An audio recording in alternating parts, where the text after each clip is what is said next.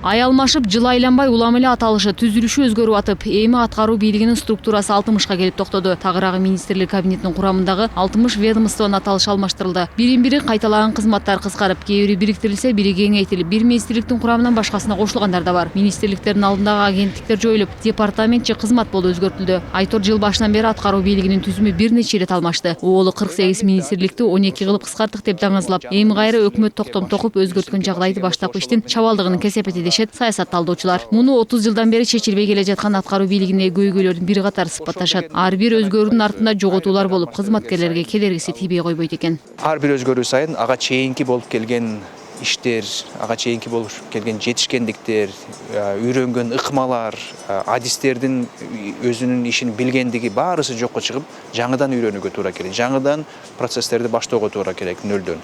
Бул демек ар өзгөрүү сайын биз энергияны жоготобуз, иштеп калган колеядан чыгып калабыз, жаңыдан иштеп баштайбыз. Эми эле жаңыдан иштеп баштаганда анан кийин бир жылга жетпей дагы өзгөрүүлөр болот.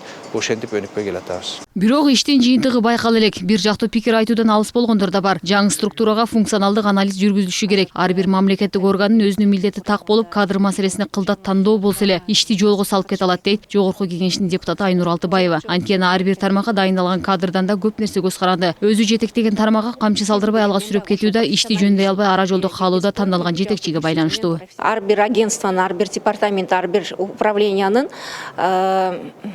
профессионалдуу деп айтсам болот, профессионалдуу кадрлардын келиши эң маанилүү. Анткени баягы так боло турган функцияларды анан кийин так иштей турган кадр маселеси чечилиш керек. Ошондо мен ойлойм, баягы министрлердин кабинетинин алдына турган реформалар максаттары так ошондо ушул эки негиз болгондон кийин так аткарыла турган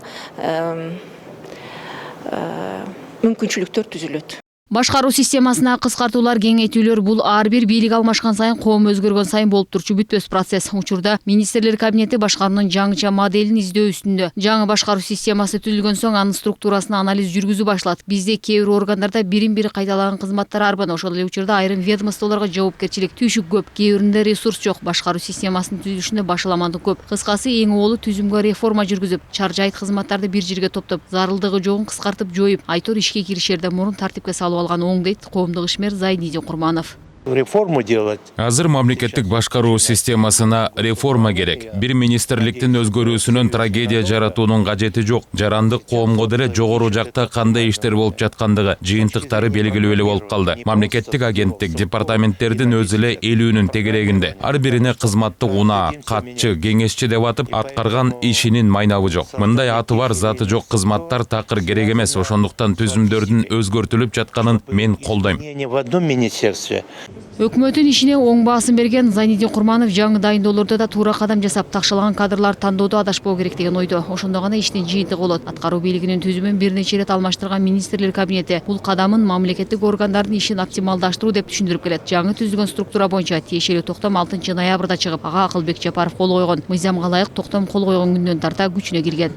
Шекер Сатыбалдиева, Алтынбек Сакиев, Нью ТВ.